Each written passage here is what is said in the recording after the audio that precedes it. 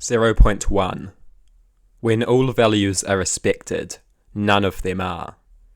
Righteous intolerance is integral to rational moralizing. Opposition to values that are antithetical to the rational will is reason embodied and exemplified. It is the swing of the sledgehammer of logic. Rational morality is exclusionary in the greatest sense, in the same sense that the filtering of water is exclusionary. Excluded is the cancerous and the corrupted, the hideous and the horrific, the destructive and the depraved. 0.2. The most fundamental component of reality is not external, but internal. It is one's capacity for pain and pleasure. We are sentient beings, first and foremost. 0.3. Some dismiss the value of rationality. Have they no appreciation for the endless great achievements and advancements that have reason at their core? 0.4. The opponents of democracy often make a foolish assumption. They assume that we Democrats think democracy is valuable because the majority is right. In truth, democracy is no argumentum et populum. Democracy is underlied by a very different idea. The idea that one should have a say in the decisions that impact them. It isn't that the majority is right. It is that the majority is impacted. Democracy is an attempt at quenching the first of the most primal notions of fairness. 0.5. Some claim that determinism renders us powerless.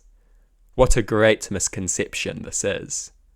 We are environmental factors that determine the behavior of others. We can act, we can change things, we can influence things. The fact that such activities are predetermined makes them no less powerful. We are influential agents through which nature and nurture exercise their immense power. We are the point at which the massively strong forces of nature and nurture converge and form a will, and what a powerful will it is. 0.6. What has been will never not have been. That which exists will have existed forever. Existence is eternal. This reality is the closest truth to Nietzsche's eternal recurrence. It is the basis of a new will, a revitalized will to life. Existence is at once temporary and eternal. It exists for a moment. It has existed forever. One can find great comfort in both sides of this reality. 0.7. One would be wise to propagate empathy and cultivate compassion within oneself. These forces greatly enhance the existence of the social creature. The capacity for such things enriches the social existence. One must create, improve, maintain, and uphold such capacities. 0.8. Normal and good are not synonyms.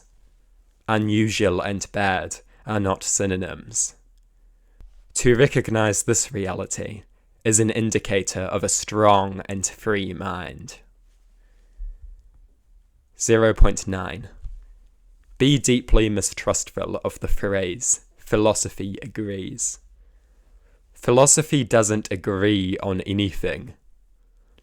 This claim is an appeal to the dogmatic style of thinking that philosophy is a revolt against. This appeal oozes with the very thoughtlessness that philosophy has always existed in conflict with. These two words are the most treasonous thing a philosopher can utter. 1. What is a problem? This question is itself the most fundamental problem. Yet how can we solve a problem when we do not know what a problem is? If we are to identify what a problem is, that identification must precede itself. How can we solve a problem without knowing what a problem is? Yet defining what a problem is its own problem. All knowledge is an attempt at solving problems. Is all knowledge by extension absurd? Is knowledge founded on an absurdity? 1.1. Irrationality is a long and winding road. The destination? Immorality. 1.2. Everyone offends someone. Everything offends someone. The problem is not offensiveness, but instead immorality. 1.3. Unhappiness makes one unpleasant. Unpleasantness makes the social animal unhappy. Happiness makes one pleasant. Pleasantness makes the social animal happy. Happiness and unhappiness so easily perpetuate themselves for an eternity. These forces fuel themselves. They so easily become a self-sustaining cycle. One must smash that cycle. 1.4. Failure kills the will to success, lays the groundwork for many more failures. Failure fuels itself for an eternity. One must staunchly defend the will to success. Smash the groundwork for future failure as it is being constructed. 1.5. The mistrust of the senses is absurd. One sees it posited in a book, hears it suggested by a speaker. One founds their mistrust of the senses on the observations of the senses. One's mistrust of the senses is built on trust in them. 1.6. A wrong against one is a wrong against all. When you corrode empathy and compassion, undermine respect for sentience, normalize cruelty and brutality, everyone is the victim. All who are sentient, all who can suffer, are the victims of such things. 1.7. In the logical conclusions of one's reasoning, one finds its downfall. 1.8.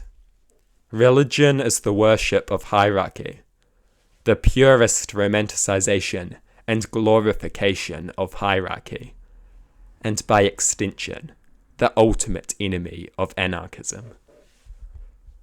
1.9. The state, the much celebrated solution to humanity's animalism. Ironic that many of the most notable acts of animalistic savagery have been committed by the state. 2. Pleasure should never be understood as some cheap interest of hedonistic, short-sighted creatures. Pleasure has a great many variations.